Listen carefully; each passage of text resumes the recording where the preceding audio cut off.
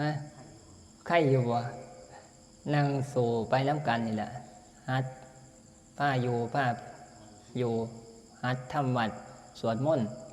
บ่หลับกับใครอยู่กันรับนี่กะจะคอยยาก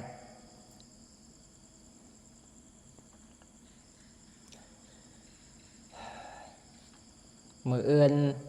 เตือนให้มันท่านตีสามลุกขึ้นมายิ้มบ่แมกมาหัดนั่งสมาธิ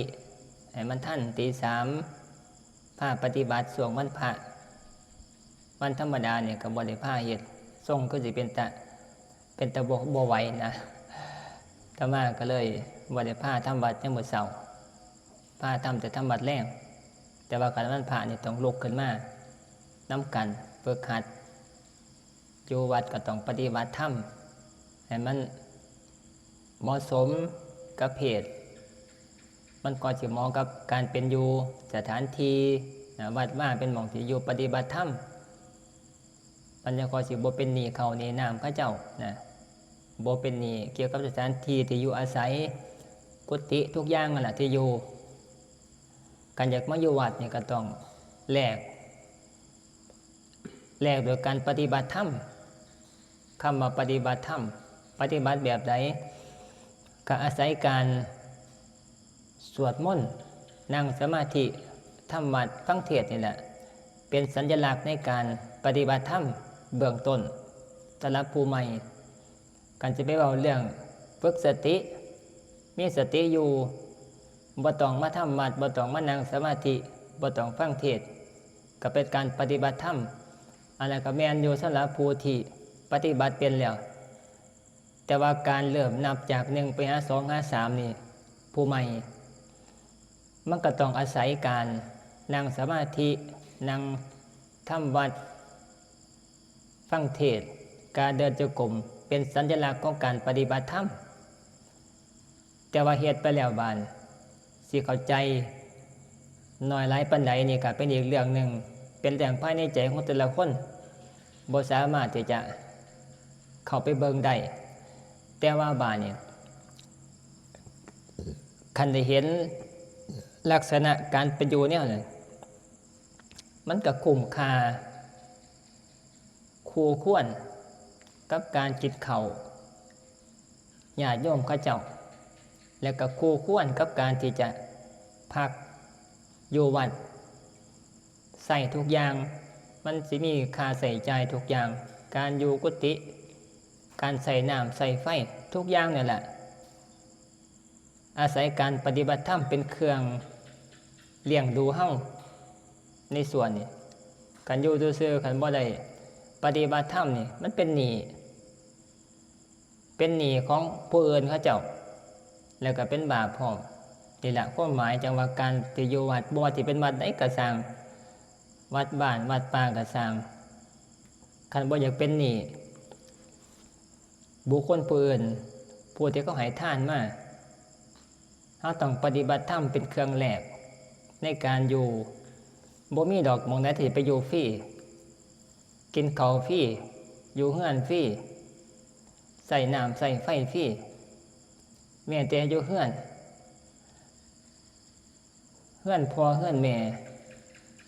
กันสิไปอยู่แนวนั้นพ่อแม่ก็ไล่หนีแม่นแท้ไปอยู่บ้านที่เขาเจ้าบ่เป็นพี่น้องกันบ้านไปกินนอนซื่อๆเขาเจ้าเสียอยู่จักมื้อแล้วบ่แน่แม่นบ่ล่ะมันก็ต้องมีค่าใส่ใจแล้วก็ค่าแลกเปลี่ยนเด้อยู่หม้องทุกหม้องนั่นล่ะสถานที่แม่นแท้ไปอยู่กรุงเทพจังซี่สมมุติให้ฟังไปขอนอนอยู่ห้องเขาเจ้าเฮ็ดไว้ให้เช่า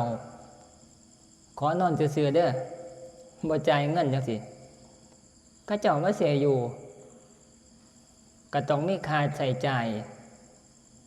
เป็นรายเดือนรายปีก็ว่าไปทุกหม้องแหละไปอยู่หม้องไหนก็ดีนะจังว่าต้องมีสิ่งแลกเปลี่ยนวัดว่าศาสนาคือกันคนจะไปอยู่วัดก็ต้องอาศัยการปฏิบัติธรรมหรือบ่ก็เฮ็ดกิจอะไรอันหนึ่งเป็นเครื่องแลกเปลี่ยนของการเป็นอยู่บางหม้องเขาเจ้าบ่ได้ปฏิบัติธรรมบางคนบางสถานที่ ก็ต้องเป็นเด็กวัดเป็นเด็กวัดก็ต้องมีหน้าที่ที่ข้าเจ้าใส่ได้เป็นประโยชน์ต่อสถานที่บางคนก็เป็นพวกคนขับรถให้วัดก็อยู่วัดได้นะคืออาศัยการขับรถแลกเปลี่ยนการอยู่การนอนการกินต่างๆทุกอย่างเป็นเครื่องแลกเปลี่ยนเกิดอยู่กับว่าหน้าที่ของผู้นั้นจะอยู่ในบทบาทใดแต่ว่าในฐานะใดก็สร้างก็ต้องมีหม่องที่ได้ประโยชน์ต่อสถานที่นั้นนี่เป็นเรื่องธรรมดาเป็นขั้นพื้นฐานแม่แต่อยู่เฮือนพอเฮือนแม่ก็ต้องเฮ็ดเวียกซอยพอซอยแม่แลกการเป็นอยู่การกินข้าวการนอนอยู่บ้านทุกอย่างและก็ได้ใส่ใจเงินจากที่ขอจากพ่อจากแม่นะก็เป็นธรรมดาตัวนี้จังว่าแต่ว่าอยู่วัดเนี่ยมันสิมีโทษพร้อมโทษคือการเอาอยู่บ่ปฏิบัติธรรมนะบ่ปฏิบัติธรรมบ่ได้มีแนวแลกเปลี่ยนเพิ่นว่ามันเป็นข้อยตู่เพิ่นว่าเกิดชาตินานไปเป็นขี่ขามาใส่เป็นข้อยตู่ของผู้ที่ให้ท่านเอาเก่าให้กินแล้วก็เสียปัจจัยต่างๆมาแม้แต่ก็เป็นพระคือกันพระนี่ต้องมีหน้าที่โดยตรงในการปฏิบัติกิจของความเป็นสมณะคือการปฏิบัติธรรมจะก่อสิบ่เป็นขี่ขาของเขาหนาพัฒนามาให้กินไปบิณฑบาตก็ต้องใส่บาตรให้กินเฮากะจะก่อสิบ่เป็นหนี้ข้าเจ้ากันเจ้าของอยู่บ่มีคุณบ่มีศีลบ่มีคุณของความเป็นพระหลอกลวงตัวข้าเจ้าถือบาตรยามมื้อเช้ามากก็ถือบาตรตื่นขึ้นมาบ่ทันล้างหน้าล้างตาไปบิณฑบาตขอเขาก็จะมันก็จำเป็นตัวที่บ้านเขาถึงชาวบ้านเขาสิบ่ฮู้จักแต่ว่าเจ้าของก็ฮู้จักในใจเจ้าของอยู่มันก็เป็นบาปสะสมอยู่ในใจเจ้าของมันเวลาต่อไปก็ต้องไปรับกรรมเพราะว่าฐานะบ่ควรในการจะไปบิณฑบาตจากญาติโยมเขาเจ้าแม่นแท้บาทเขาเจ้าเอากับเขามาส่งอยู่วัดอีกฝนตกฟ้าห้องก็ได้มาส่งมากับเจ้าของบ่ปฏิบัติธรรมบ่มีคุณศีลก็บ่มีปฏิบัติธรรมก็บ่มีธรรมวัดก็บ่เฮ็ดย่างโยกรมก็บ่เฮ็ดนั่งสมาธิก็บ่เฮ็ดนะมันก็ต่ำกว่าโยมเขาเจ้านะต่ำกว่าโยมเขาเจ้าศรัทธาอยากได้บุญนำก็เอาเข้าฝนตกก็ได้กังขันจ่องมาฝนตกก็ได้ถือปิ่นโตมาเอามาถวายพระอยู่วัดว่าจะไปถวายเอาบุญอยากได้บุญแต่ว่ามาแล้วบาดนี้พระเนี่ยบ่มีคุณนี่หยังกินข้าวก็เจ้าซื่อๆมันก็เป็นบาปในโตนี่ในส่วนนี้แต่ว่าบ้านกันเฮาปฏิบัติธรรมวัดก็ทำนั่งสมาธิก็ปฏิบัติศีลก็มีไปบิณฑบาตย่างไปน้ำเหมือนหมู่บ้านก็เจ้านางนบนางไหวใส่บาตรสาธุย่อใส่หัวเสียนเก่าอธิษฐานมุบิบอยู่ปากก็เจ้า แต่ว่าไปบิณฑบาตเห็นไรบ่ก็เจ้าเพื่อจะได้กินข้าวเขาเจ้ามุบิบอยู่นะเขาใส่ตั้งหัวเขาเจ้าจักมันก้อตึกเดียวแล้วทีนึงเพื่อจะได้ทาอยู่นั่นเติบอยู่ได้บางคนบางเจ้านะนั่นขันข้าเจ้าเฮ็ดเนี่ยกันเฮามีคุณนะเฮาปฏิบัติธรรมอยู่นะเฮาก็บ่ได้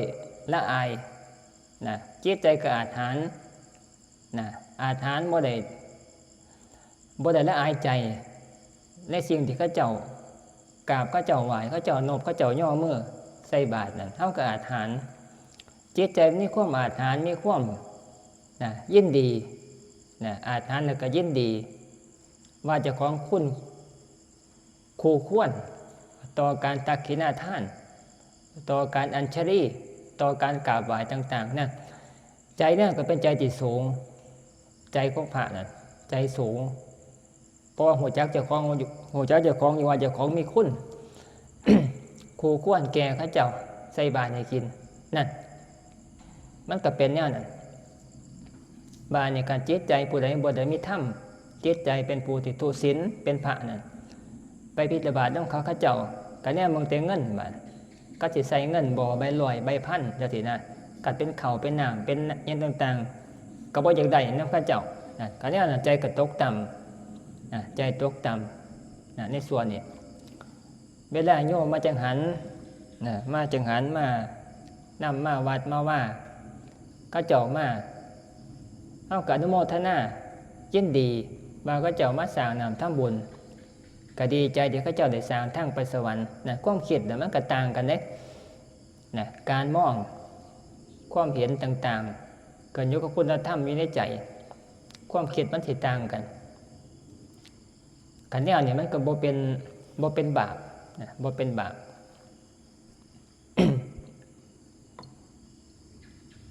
เว้าเรื่องของคุณสมบัติเบื้องต้นของผู้ที่เป็นเนื้อหน้าบุญคือพระเจ้าประสงค์ในลักษณะความคิดเห็นญาติโยมมาจังหันเขาก็ดีใจว่าเขาเจ้าได้มาสร้างบุญกติสอนเขาเจ้าสิกล่าวธรรมก็บ่ได้ละอายปากเจ้าของบ่ได้ละอายใจเพราะเขาเว้าเขาเฮ็ดอยู่ในส่วนนี้บ่ได้เว้าตัวมันสิแตกต่างกันตัวนี้จังว่าญาติโยมเฮาคือกันเวลาไปปฏิบัติธรรมเห็นบ่การเฮาปฏิบัติธรรมเข้าถึงธรรมเวลาไปงานปฏิบัติธรรมวัดประพงษ์วัดใดก็ตามสร้างที่เขาเจ้าปฏิบัติเข้าพอดปฏิบัติการเฮาปฏิบัติอยู่เตือนท่านทำวัดเช้าทำวัดแลงฟังธรรมก็เฮ็ดกิจย่างจงกรมนี่ก็แต่อย่างนั้นเพิ่นใจก็มีความอาถรรพ์ใจมีความอาถรรพ์เวลาไปกินข้าวของญาติโยมหรือว่าหมู่สหายที่เขาเจ้ามาจังหันมาให้ทานเฮาก็ไม่ได้ความยินดีอยากให้เขาเจ้าได้บุญนำเฮาจังซี่นะมันสิเป็นตัวที่บ่งบอกถึงว่าเจ้าของมีบุญบ่ความหมายจังซี่นะเบิ่งใจเจ้าของใจมันใหญ่บ่หรือว่าใจมันแฝบเรื่องเทื่อนี่เขาเจ้าคืองานปฏิบัติธรรมไปกินนอนซื่ออาศัยไปกินไปนอนไปเสพบรรยากาศซื่อๆบางครั้งจิตใจมันก็บ่สูงย่ามไปทำวัดก็บ่ไปนำเขาเจ้าย่ามฟังเทศน์ก็บ่ไปเรียนโทรศัพท์มันก็มีหลายแบบเด้ตอนนี้เว้าโยมแล้วบาดในการไปปฏิบัติธรรมแต่บางหอดเวลารับอาหารบาดไปเข้าก่อนหมู่บาดย่านแต่ได้อาหารบ่ดีเปล่าจอบแต่สิไปทาเยอะอยู่หัวแถวเพราะว่าเพิ่นบ่เข้าศาลาเด้มันเข้ากับเขาอยู่รออันทางออกจ่อกระมังไว้เตรียมพร้อมย่านบ่เด็กไปเข้าต่อพระที่แรกย่านเขาจะเอาของเสียบไปก่อนมันก็ต่างกันเด้ใจบ่จดจ่อกับการปฏิบัติธรรมมันก็เฮ็ดให้มีโอกาส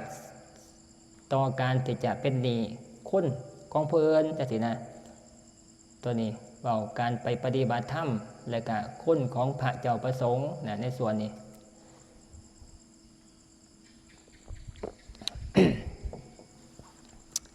เห็นหมอบอกเมื่อเช้าบอกเกี่ยวกับเรื่องการเวียนเกิดเวียนตายและการสร้างบารมีของ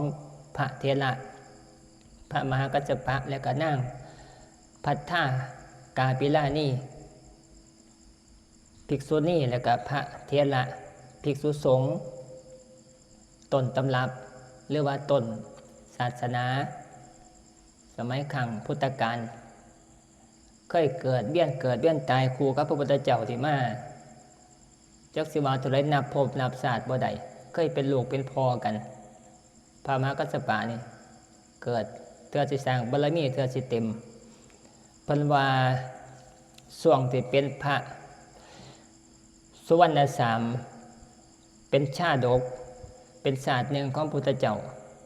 สร้างที่ว่าเป็นผู้ที่อุปถากพ่อตาบอดแม่ตาบอดที่เป็นศาสตร์พระสุวรรณสามผู้ใดเคยได้อ่านก็ได้ศึกษาเขาเคยเห็นเป็นนั่นเป็นหนังอยู่ตัวสมัยตมาเป็นเด็กหน่อยตะกี้เคยบ่กดเคยเบิ่งอยู่แม่นได้เนาะไม่ยำเนาะแม่นขนาดเป็นหนังสือเรียนก็เป็นเป็นหนังสือเรียนก็เป็นเนาะดีละตมา เคยปรากฏว่าเคยเล่นเป็นละครแล้วก็เคยอ่านต่างๆมันเป็นอยู่ในอันตอนเป็นเด็กหน่อยตอนเรียนหนังสือนี่แหละแต่มาก็เริ่มนะมันสิเป็นสิ่งที่มันได้ผ่านหูผ่านตานะแต่กี้บ่ได้เข้าใจบ่ได้รู้จักเกี่ยวกับเรื่องพุทธศาสนาเด้แต่ว่ามันมีเข้ามาอยู่ในหม่องที่เราต้องอ่านน่ะนะมันเลยเป็นความรู้ตั้งแต่สมัยแต่กี้นะมีมาเป็นนิทานเนาะเป็นนิทานก็บ่ได้คิดอีหยังดอกแต่กี้ก็อ่านแล้วก็ฮู้เรื่องฮู้ราวซื่อๆธรรมดาว่าสุวรรณสามนี่เป็นเด็กน้อยฤาษีเอาไปเลี้ยงฤาษีเอาไปเลี้ยงอยู่ในป่านั่นแหละฤาษีเลี้ยงเอาไปมาเหมือนฤาษีฤาษีบานสุดท้ายมันตาบอดบานพระสุวรรณสามนั่นเป็นเด็กน้อยนั่นก็หาเลี้ยงฤาษีผู้ที่เป็นพ่อเป็นแม่เอาไปมาบานนี่ยังอยู่เป็นหมูสัตว์สุวรรณสามนั่นเรียนอยู่น้ำสัตว์เนี่ยมันอยู่ในป่าเนาะน้ำภูเขาตะเขียนเนาะป่ามันก็โหมันก็บ่มีคนเนาะอยู่ในป่าเขาเสื่อมฤาษีบ่เฮ็ดอาสมอยู่ในป่าเลิกๆบนบานี่พระราชานี่ไปล่ากวางขณะนั้นจำบ่ผิดได้พระราชานี่ไปล่ากวางตะกี้ใส่ธนูได้บ่ได้ใส่ปืนเก็บเด้ใส่ธนูพระราชาไปล่าพระราชาเนี่ยเพิ่นมาเป็นพระเทวทัตเด้อัตมาพิการปฏิปิฎกนี่ตามศาสตร์เพิ่นสิระบุเลยพระพุทธเจ้าระบุว่านะอยู่ในพระไตรปิฎกนะมาไผเกิดเป็นคนตัวละครนะผู้ใดมาเกิดในศาสตร์นี้นะพระพุทธเจ้าฮู้ปฏิเว้าให้ฟังปฏิเว้าอยู่ในพระไตรปิฎกนะที่เป็นพระราชาเนี่ยที่ไปยิงพระสุวรรณสามนั่นเป็นพระเทวทัตศาสตร์นั้นเกิดเป็นกษัตริย์เป็นล่าสัตว์ล่ากวางเห็นสุวรรณสามนี่อยู่กับฝูงสัตว์นะอยู่กับฝูงกวางฝูงมคตสิยิงกวางจะได้ไปถึกสุวรรณสามแนวสุวรรณสามอยู่นำกันกับฝูงกวางเป็นหมู่กันซะคนอยู่ในป่าเป็นหมู่สัตว์ซ้ำเมาขี้เข้ามาป่าน่ะมันจะคือยิ่งใส่ถือกันสุวรรณสามนะบานนี่ก็เลยเอียงละบานนี่ก็เลยไปที่แรกตายอยู่ได้ตายอยู่แต่ว่าบานเราก็มีความเป็นห่วงว่าขันเราตายไปแล้วต่างๆบานนี่ผู้ได้สิไปเลี้ยงหาผลไม้หลากไม้ไปเลี้ยงพ่อเลี้ยงแม่เนี่ยฤาษีเนี่ยที่ตาบอดที่แก่ชราแล้วนะเอาไปมาพระอินทร์บ่บานนี่พระอินทร์บอกมาสุบชีวิตว่าให้พรซะให้พรขอพรอย่างสักอย่างนี่แหละอาตมาจำบ่ผิดเคยอ่านโดนนะลืมแต่ว่าฤาษีนั่นมาเนี่ยฤาษีนั่นคือพระมหากัสสปะศาสตร์นั่นฤาษีที่เป็นพ่อสุวรรณสามนั่นสุวรรณสามนั่นเด็กน้อยน่ะเป็นพระพุทธเจ้าเลยเพิ่นเกิดศาสตร์นั่นคือบำเพ็ญเลยบารมีเพื่อว่าเจ้าของบำเพ็ญบารมีให้มันเต็มเพื่อว่าจะได้บุญได้บารมีให้มันเต็มสะสมเพื่อว่าจะเป็นพระพุทธเจ้าเกิดขึ้นมาเนี่ยก็ต้องมีอุปสรรคต่างๆเพื่อว่าที่จะทดสอบความอดทนสารพัดอย่างน่ะเฮ็ดให้บารมีเต็มนะจังหวัดศาสตร์นั้นฤาษีนั้นเป็นพระมหากัสสปะไปเกิดสร้างบารมีรวมกันกับพระพุทธเจ้านะนั่นแหละว่าหมายถึงว่าอดีตชาติคนระบุตัวตนว่าผู้ใดไปเกิดรวมพบรวมศาสตร์กันสร้างบารมีน้ำกันกลมเกี่ยวกันมากอุปถัมภ์คำสู้กันตัวนั้น แล้วบานนี้หลวงปู่มันผู้บาอาจารย์เพิ่นว่า ศาสตร์นั้นสุวรรณสามนั้นอยู่ประเทศไทยเลยเกิดตอนนั้นเหตุการณ์ตอนนั้นเกิดอยู่ประเทศไทยสุวรรณภูมิเพิ่นว่านะสุวรรณภูมิบ่ได้เกิดอยู่อินเดียเลยศาสตร์เพิ่นสร้างบารมีช่วงสิเกิดตายเนี่ยมันสิเกิดอยู่ในแถวแถบชมพูทวีปสุวรรณภูมิพม่าไทยนี่แหละนะแต่ว่าเว้าเจาะจงลงไปศาสตร์สุวรรณสามอยู่อุตรดิตถ์บอกพิกัดพร้อมแล้วยันจังหวัดนะตัวนี้บอกประวัติหลวงปู่มันแล้วก็ครูบาอาจารย์นี่เพิ่นว่าเด้นะว่านะเนี่ยเพิ่นได้สามารถได้จตุปัฏฐญาณต่างๆย่านต่างๆก็สามารถรู้ว่า สถานดีมองใดเป็นไสจังซี่นะอาศัยญาณเป็นตัวหูจักบ่เป็นสมาธิแล้วก็ไปญาณแล้วก็สามารถหูจักแต่ว่าเฮาบ่มีญาณก็อาศัยฟังจากครูบาอาจารย์เว้าก็ได้เป็นข้อมูลส่วนที่จะเชื่อบ่เชื่อเป็นอีกเรื่องนึงแต่ว่าก็ฟังเป็นข้อมูลไว้แต่ว่าครูบาอาจารย์และครูหมั่นพวกครูบาอาจารย์นี่เพิ่นบอกว่าชาติพระพุทธเจ้านี่เกิดเป็นสุวรรณสามอยู่อุตรดิตถ์ประเทศไทยเฮานี่แหละชาตินั้นเพิ่นบอกจังซี่ เวียนเกิดเวียนตายสร้างบารมีจนกว่าจะเต็ม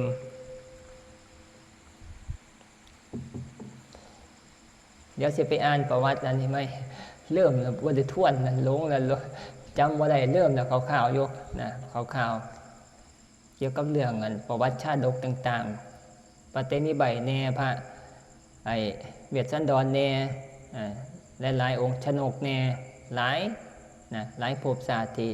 พระพุทธเจ้าเกิดเป็นมนุษย์เป็นพวกพระโพธิสัตว์ใส่พระโพธิสัตว์สั่งบารมีเทื่อสิเต็มให้เข้าใจว่าพระพุทธเจ้านี่สั่งบารมีนี่บ่ได้เกิดขึ้นมาสุขสบายเด้เกิดมาสั่งบารมีเกิดเป็นคนแต่ละภพแต่ละชาตินั่นให้มีความทุกข์มากแห่งดีเพื่อว่าที่จะได้สร้างบุญสร้างบารมีมีทุกข์หลายเพิ่นก็สิใส่ความอดทนขันติต่างๆนั่นน่ะใส่สติปัญญาเพิ่นในการข้ามเอาชนะอุปสรรคความทุกข์จะเกิดขึ้นแล้วก็ผ่านไปได้การผ่านไปได้ปั๊บมันก็ได้บารมีเพิ่มขึ้นมากสิบ่เกิดขึ้นมานี่มีกินแล้วก็นอนสุขสบายธรรมดาบ่ต้องได้สร้างบารมีเห็นบ่พระเตมีใบนั่นบ่ลูกบ่ยางบ่เว้าบ่จาอยู่จนฮอด16 ปีเพราะว่าจำศาสตร์ได้ว่าครั้งสมัยแต่ก่อนที่มาเกิดเป็นพระเตมีใบนั่นจะมาเกิดเป็นทารกนั่นจังไหนเป็นเด็กน้อยเป็นทารกอยู่นั่นแต่ว่าระลึกศาสตร์ได้แต่อยู่ออกมาเนี่ยระลึกศาสตร์ได้ศาสตร์ก่อนมาเคยเกิดเป็นกษัตริย์เป็นครอบครัวกษัตริย์แล้วก็ครองราชย์อยู่ด้วยกรรมที่ครองราชย์เป็นกษัตริย์นั้นมันต้องทำหน้าที่ก็คือการลงโทษปกครองแว่นแขวนบ้านเนี่ยคนทำผิดพวกโจรต่างๆพวกทำผิดกฎหมายก็ต้องสั่งลงโทษประหารเขาบ้างสั่งจองจำบ้างสั่งตัดแขนตัดขาบ้างทรมานต่างๆบ้านโดยกรรมที่สั่งลงโทษตัดสินพวกคนเหตุผิดต่างๆนั่นแหละมันเป็นกรรมเวลาคนตายจากกษัตริย์แล้วบาดเพิ่นก็ไปตกนรกอยู่เป็นว่า 30,000 ปีเพิ่นว่า 30,000 ปีนรกเด้บ่แม่น 30,000 ปีมนุษย์ 30,000 ปีนรกต้องทนทุกข์อยู่ในนรกนี่เป็น 30,000 ปีเพิ่นว่าทรมานหลายเพราะกรรมที่ได้เป็นกษัตริย์แล้วก็ไปสั่งลงโทษพวกโจรต่างๆสั่งตัดข้อสั่งประหารสั่งจองจำต่างๆแม่นเฮ็ดถูกกฎหมายอยู่ก็สร้างแต่ว่ามันผิดผิดเกี่ยวกับเรื่องศีล5ผิดกรรมกฎแห่งกรรมไปสร้างขาเขาเจ้าแม่นสิเป็นตำรวจผู้พิพากษาก็สร้างมันก็มีผลย้อนสอนมากคือกรรมฆ่าสัตว์ตัดชีวิตทรมานผู้อื่นสัตว์อื่นนี่ก็เป็นบาปเป็นกรรมผู้ใดไปสร้างผู้นั้นก็รับกรรมไปผู้ใดไปฆ่าก็รับกรรมคือกันตัดข้อเสียบประจานกับรับกรรมไปนำกันบ้านที่เกิดขึ้นมาปราบจำได้ญาติบ้าน วาสะดุ้งญาติมาเกิดในครอบครัวกษัตริย์คือเก่าญาติได้เกิดครองราชย์ญาติได้ดำเนินชีวิตแบบคือเก่าการดำเนินชีวิตไปแบบเก่านี่ต้องไปตกนรกแท้แน่นอนคือเก่า 30,000 ปีนี่ยังอกสั่นกวนหายบ่ทันเศร้าอยู่เพิ่นก็เลยพิตีเลยบัดแค่ใจนอนยังก็สิบ่ได้เป็นกษัตริย์บ่ได้ครองราชย์ต่อจากพ่อแล้วก็พิตีเลยพิตีเป็นง่อยเปียเสียขาเมาบ่ออกเป็นคนเกิกเลยบัดนอนอยู่จังหวัด16 ปีพุ่นไหน16 ปีพุ่นอดทนสู้ว่าซั่นนี่ตอนนี้บอกหมายถึงว่าศาสตร์ที่พระพุทธเจ้าเพิ่นบำเพ็ญบารมีเพื่อว่าที่จะเป็นพระพุทธเจ้าต้องทนทุกข์ทรมานสารพัดอย่างการคนเฮาธรรมดานี่ก็สู้บ่ได้แล้วเธอก็ผูกคอตายน้อยเนื้อต่ำใจแต่ว่าพระพุทธเจ้าเนี่ยเพิ่นใส่ความอดทนสู้ใส่ปัญญาสู้สู้เฮ็ด นะจนเพิ่นสามารถที่จะบารมีเต็มแล้วก็จะค่อยที่จะมาตรัสรู้เป็นพระสัมมาสัมพุทธเจ้านะบางครั้งเฮาเนี่ยก็บ่แน่เด้ นั่งอยู่นี่บางคนเคยปรารถนาอยากเป็นพระพุทธเจ้าก็บ่จักนะก็บ่แน่ใจบ่แน่นอนเป็นไปได้เบิดนะก็บ่ฮู้จักคือกันเว้า นักเที่ยวพญาบุญมีนี่อยากเป็นพระพุทธเจ้า เคยอธิษฐานนั่นความปรารถนาเป็นพระสัมมาสัมพุทธเจ้าในองค์หน้าอนาคตการโน่นเทินนั่นสินะเห็นบอกเวลาเรากล่าวคำลาเนี่ย เราสิบอกคำโน่นเทินเราสิบอกปุกโมได้เราสิบอกเชื่อแล้วเงาบ่แน่ใจได้นักเทื่ออยากเป็นพระพุทธเจ้ามันก็บอกบ่ได้เนาะนะมันบ่ทันเต็มเลยจำศาสตร์บ่ได้นะบ่แน่ใจนักเทื่อบ่ได้ปรารถนาเป็นพระพุทธเจ้ากับปรารถนาเป็นสาวกองค์ซ้ายองค์ขวาสารีบุตรโมคคัลลานะนะอยู่ในพระสัมมาสัมพุทธเจ้าองค์ต่อๆไปเนี่ยก็บ่แน่นอนนะตัวนี้เฮาก็บ่ฮู้จักนะในส่วนนี้แต่ว่าเวลาบารมีเต็มละบาดจังก็สิฮู้จักนะจำได้ฮู้จักวิธีการดำเนินของเจ้าของในส่วนนี้นะใส่คำว่ารักบ่แน่นอนอันนี้จังบ่แน่เด้นะบ่แน่นะนักแต่กับปรารถนาบารมีใหญ่บุญใหญ่จากแต่อภิญญาจังซี่นะปรารถนาคันบ่ได้อภิญญา6จังซี่สิบ่ตัดสะดุนะสิบ่รู้ธรรมสิบ่บรรลุธรรมจังซี่นะการปรารถนานี่ก็บ่คือกันตั้งไว้ในใจศาสตร์ใดศาสตร์หนึ่งแล้วก็สร้างบุญไว้เป็นตัวทรงนะสร้างบุญใหญ่ๆเป็นตัวทรงความปรารถนาของเฮาเนี่ยมันก็สามารถสำเร็จได้นะอาจจะเคยสร้างเคยปรารถนาเป็นศาสตร์ใดศาสตร์หนึ่งเกิดพ่อพระพุทธเจ้าใส่บาตรต่อหน้าพระพุทธเจ้าแต่กับปรารถนาเนี่ยก็เป็นเหตุได้นะตัวนี้มันก็บ่แน่นอนนะบางคนปรารถนามีหลายอย่างหวังผลในพุทธศาสนาเย็ดวันนั่งวิสาขะนั่นกับปรารถนาความเป็นอุบาสิกาเป็นเลิศของไฟผู้ยิ่งในการอุปถากพระพุทธเจ้าแหละก็เล่าประสงค์แล้วก็ปรารถนาก็สร้างไปเรื่อยๆจนมันเต็มนะตัวนี้บอกมาถึงว่าคุณในพุทธศาสนาบางคนก็มีความปรารถนาบ่คือกันบางคนก็ปรารถนาได้ปฏิสัมภิทาญาณอยากได้คุณใหญ่และก็ได้สร้างประโยชน์ต่อพุทธศาสนาก็หลวงปู่มั่นทันทีได้สร้างประโยชน์เท่ากับปรารถนาสร้างบุญนี่แหละเป็นฐานแล้วอธิษฐานปรารถนามันก็เป็นได้การล่องในเหตุปรารถนาศาสตร์หนึ่งแล้วก็ได้สร้างบุญใหญ่ๆมันก็สะสมเป็นเชื่อไปเลยนะศาสตร์ต่อไปมันก็เป็นต่อกันอัตโนมัตินะบอกแล้วก็ปรารถนาการสารงานการสร้างคุณใหญ่นะตัวนี้มันก็บ่แน่นอนคือบางคนบ่ต้องการในการจะเป็นอรหันต์ธรรมดาเป็นอรหันต์ธรรมดาเนี่ยมันง่ายไปอยากได้คุณใหญ่ๆจะคอยจิบพ่อใจนะบอกในส่วนมันก็บ่แน่นอนนะแต่มาก็เลยบอกในส่วนนี้เอาละวันนี้ฝนตกแหละพ่อละ